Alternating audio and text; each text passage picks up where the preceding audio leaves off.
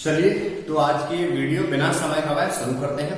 इस वीडियो में हमने चर्चा की है विटामिनों की, उनकी कमी से होने वाले रोग, उनके रासायनिक नाम और उनके स्रोतों की। हम जानेंगे कि विटामिन क्या है और इस वीडियो के अंत में हमने विटामिनों की एक ट्रिक दी है जिसके तहत आप कुछ सेकंड्स में सारे विटामिनों के नाम और उनके रासायनिक नाम याद रख सकते हैं। चलिए तो हम जानते हैं विटामिनों के बारे में। विटामिन मुख्यतः होते क्या है?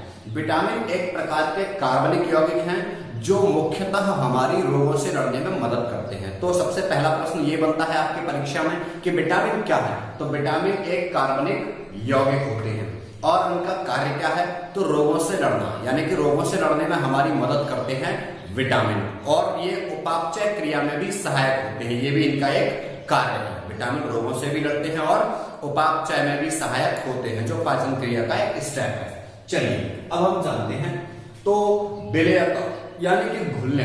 विलेयता के आधार पर दो प्रकार के विटामिन होते हैं। सबसे पहले विटामिन वे जो जल में विलय होते हैं, यानी जिन्हें जल में घोला जा सकता है। तो वे कौन से हैं? बी और सी। दो विटामिन बी और सी ऐसे विटामिन हैं जो जल में विलय होते हैं और वसा में विलय विटामिनों की संख्या है 4। कौन कौन से? यहां लिखे हुए हैं आपके ए, डी, ई और के। ये 4 विटामिन ऐसे हैं जो वसा यानी कि फैट में विलय हैं और वाटर यानी कि जल में विलय विटामिन 2 हैं, बी और सी। अब हम जानते हैं विटामिन। ये विटामिन है हमारे, ये उनके रासायनिक नाम है, ये उनकी कमी से होने वाले रोग हैं और ये उनके स्रोत हैं, यानी कि जहां वे पाए जाते हैं। किन किन स्रोतों से हमें कौन कौन से विटामिन मिलते हैं, चलिए जानते हैं। सबसे पहला जो विटामिन है उसका नाम है विटामिन ए, जिसका रासायनिक नाम जो है वो रेटिनॉल या एक्सेरोफाइटॉल है। तो विटामिन ए, पहला प्रश्न ये सीधा परीक्षा में आपसे पूछा जाएगा यही से कि विटामिन ए का रासायनिक नाम क्या है? तो रेटिनॉल। अधिकांशतः लोग ये रेटिनॉल जानते हैं, लेकिन बहुत ही कम लोग हैं जो जानते हैं कि विटामिन ए का नाम एक्सेरोफाइटॉल भी है। तो आप जान सकते हैं विटामिन ए का रासायनिक नाम रेटिनॉल या एक्सेरोफाइटॉल।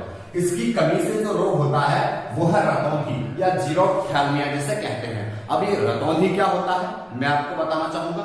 रतौंधी ऐसा रोग है जिसमें प्रकाश की अपर्याप्तता या प्रकाश की कमी में हमें स्पष्ट नजर नहीं आता, यानी प्रकाश की कमी में अस्पष्ट दिखने को कहते हैं रतौंधी। और इसके जो स्रोत हैं विटामिन ए के वे हैं गाजर, हरी सब्जी, दूध और अंडा। तो मुख्यतः मांस, दूध और अंडा ये ऐसे स्रोत हैं जिनमें विटामिन सी को छोड़कर सारे विटामिन पाए जाते हैं। तो ये सबके स्रोतों में होंगे। हमारा मांस, दूध और अंडा, ये 3 चीजें ऐसी हैं जिनमें विटामिन सी के अलावा सारे विटामिन पाए जाते हैं। चलिए आगे बात करें हम तो विटामिन बी। विटामिन बी एक कॉम्प्लेक्स है, यानी कि विटामिनों का समूह जिसके तहत कुल 11 विटामिन पाए जाते हैं। तो इसमें मुख्यतः नाइट्रोजन पाया जाता है। विटामिन बी कॉम्प्लेक्स के सभी विटामिनों में मुख्यतः नाइट्रोजन पाया जाता है। विटामिन बी कॉम्प्लेक्स 11 विटामिनों का एक समूह है जिसमें अलग अलग नाम उन्हें दिए गए हैं। सबसे पहले हम जाने विटामिन B1। तो विटामिन B1 जिसे हम बी के नाम से जानते हैं उसका रासायनिक नाम है थायमीन। इसकी कमी से जो रोग होता है विटामिन B1 की से वो है बेरी, और ये जहां पाया जाता है जिसके स्रोत हैं अनाज, ईस्ट और तिल। तो विटामिन B1 अनाज, ईस्ट और तिल में पाया जाता है। अगले विटामिन की मैं बात करूं जिसका नाम है विटामिन B2। विटामिन B2 का रासायनिक नाम है राइबोफ्लेविन। इसकी कमी से जो होने वाला रोग है वो है क्लोसिस, यानी त्वचा का फटना। त्वचा संबंधी जो इन्फेक्शंस हैं वो विटामिन B2 की कमी से होते हैं या राइबोफ्लेविन की कमी से होते हैं। इसके जो स्रोत है वो है खमीर, मांस और हरी सब्जी। अब मैं बात करूं अगले विटामिन की, तो अगले विटामिन का नाम है B3। B3 विटामिन का रासायनिक नाम है नियासिन, या हम इसे निकोटिनामाइड भी कह सकते हैं। विटामिन B3 का रासायनिक नाम नियासिन या निकोटिनामाइड। इसकी कमी से जो रोग होता है वो है पेलाग्रा। पेलाग्रा क्या होता है? जो हमारी त्वचा पर दाग होती है, रिंगवॉर्म जिसे कहते हैं, वो हमारा जो रोग है वो विटामिन B3 की कमी से होता है। या हम इसके रासायनिक नाम में बात करें तो नियासिन या निकोटिनामाइड की कमी से होती है त्वचा दाग, जिसे पेलाग्रा कहा जाता है। और विटामिन B3 जो है हमारा वो मूंगफली, टमाटर, पत्ती वाली सब्जी आदि में पाया जाता है। अब मैं बात करूं विटामिन B5 की। विटामिन B5 को पेंटाथोनिक एसिड या पेंटाथोनिक अम्ल कहा जाता है। इसका रासायनिक नाम और इसकी कमी से जो रोग होता है वो है बालों का सफेद होना और मंदबुद्धि होना। तो बालों का सफेद होना और मंदबुद्धि होना किस विटामिन की कमी से होता है? विटामिन B5 या पेंटाथोनिक एसिड। इसके स्रोत है मांस, दूध, गन्ना और टमाटर, जैसा कि आप देख पा रहे हैं। अब मैं बात करूं अगले विटामिन की, तो इसका नाम है विटामिन B6। विटामिन B6 का रासायनिक नाम है पायरिडॉक्सिन। पायरिडॉक्सिन किसका नाम है? विटामिन B6 का। इसकी कमी से जो रोग होता है वो है एनीमिया। एनीमिया का दूसरा नाम है, हिंदी में इसे कहते हैं अरक्तता। तो अरक्तता रोग किसकी कमी से होता है? विटामिन B6 या पायरिडॉक्सिन। इसके जो स्रोत हैं वो है यकृत, मांस और अनाज। अब मैं बात करूं अगले विटामिन की, तो अगले विटामिन B9। B9 का रासायनिक नाम है हमारा फॉलिक एसिड या अम्ल। फॉलिक एसिड या अम्ल विटामिन B9 का रासायनिक नाम है। इसकी कमी से जो रोग होता है वो है पैचिस। पैचिस रोग किस विटामिन की कमी से होता है? Vitamin B9। इसके स्रोत हैं दाल, सब्जी, सेम। मुख्यतः दालों में पाया जाता है विटामिन B9। अब मैं बात करूं विटामिन B12 की। विटामिन B12 का रासायनिक नाम साइनोकोबाल्बिन है। विटामिन B12 का रासायनिक नाम साइनोकोबाल्बिन है। इसकी कमी से जो रोग होता है वो है पांडु रोग, और यह मुख्यतः मांस, दूध और कलेजी, अंडा आदि में पाया जाता है। अगली मैं बात करूं आपसे विटामिन C। तो विटामिन C का जो रासायनिक नाम है वो है एस्कॉर्बिक एसिड या एस्कॉर्बिक अम्ल जिसे कहते हैं। एसिड को हिंदी में अम्ल कहा जाता है। तो विटामिन C का रासायनिक नाम हो गया एस्कॉर्बिक एसिड या अम्ल। इसकी कमी से जो रोग होता है वो है स्कर्वी या मसूड़ों में सूजन। मसूड़ों में सूजन होती है विटामिन C की कमी से। और इसके जो स्रोत हैं वे हैं खट्टे पदार्थ, यानी ये मुख्यतः खट्टे फल आदि में पाया जाता है। इसका सबसे अच्छा स्रोत जो है वो है हमारा आंवला। आंवला सबसे अच्छा स्रोत है किसका? विटामिन C का। तो विटामिन C का सबसे अच्छा स्रोत क्या हो गया? आंवला।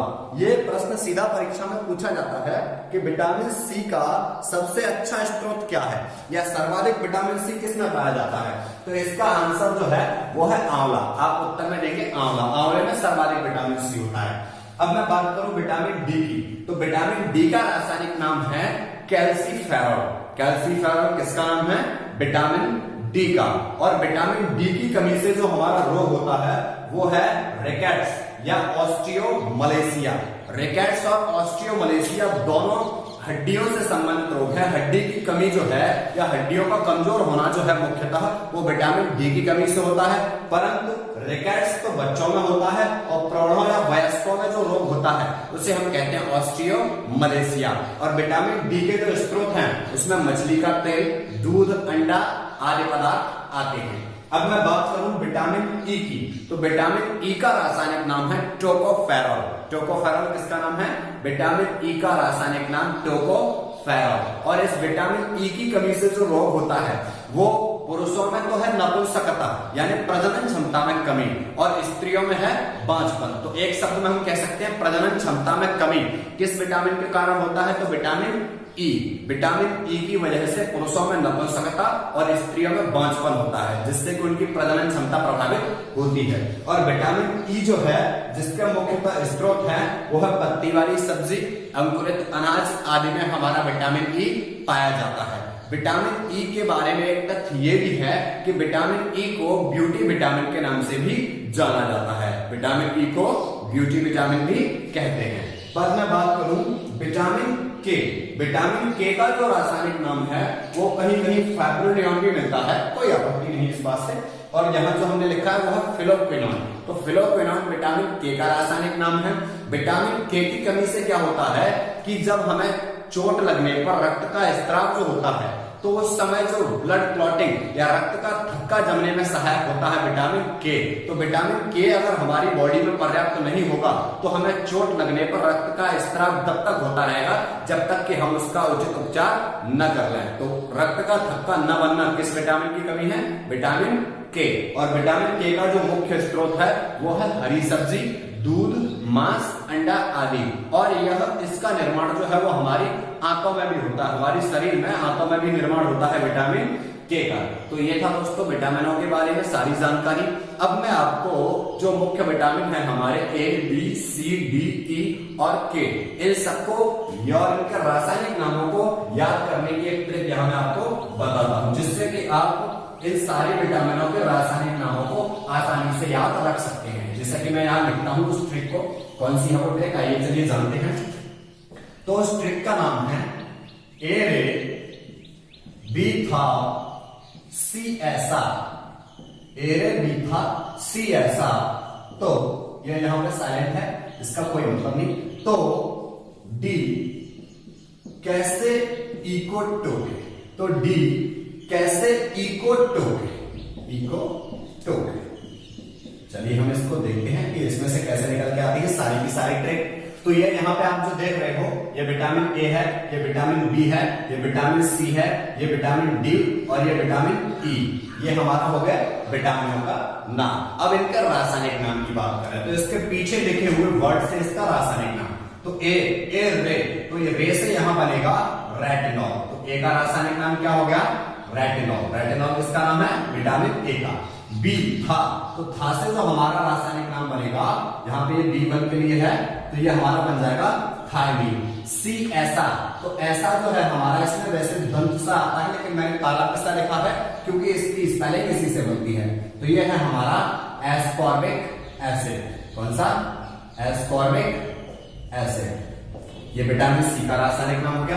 ए का रे से रेटिनॉल, बी का था से थायमीन, सी का ऐसा से एस्कॉर्बिक एसिड। तो यहां साइलेंट है डी, डी कैसा, तो डी का जो रासायनिक नाम है वो है कैल्सीफेरॉल। डी का रासायनिक नाम क्या है, कैल्सीफेरॉल। और ई का जो रासायनिक नाम है वो है, यहाँ पे को भी साइलेंट है, ई का जो रासायनिक नाम है वो है टोकोफेरॉल। जैसा कि अभी हमने देखा, ये हमारे विटामिनों को याद करने की ट्रिक है और उनके रासायनिक नामों को याद करने की ट्रिक है। क्लियर है। चलिए, तो अगर आपको ये वीडियो अच्छा लगा हो तो इसे लाइक करें और कमेंट करें और इसे ज्यादा से ज्यादा शेयर करें ताकि आप सभी के जो मित्र भाई बंधु सभी लोग इसका लाभ ले सकें।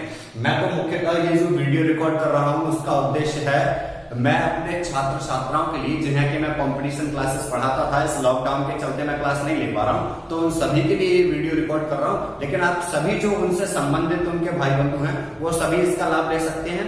और जहां इस वीडियो में अगर कोई कमी है, जहां आपको समझ में नहीं आता है, वो आप मुझे कमेंट के माध्यम से बता सकते हैं और मैं अगली वीडियो में उस कमी को सुधारने की कोशिश करूंगा। चलिए, जय भारत।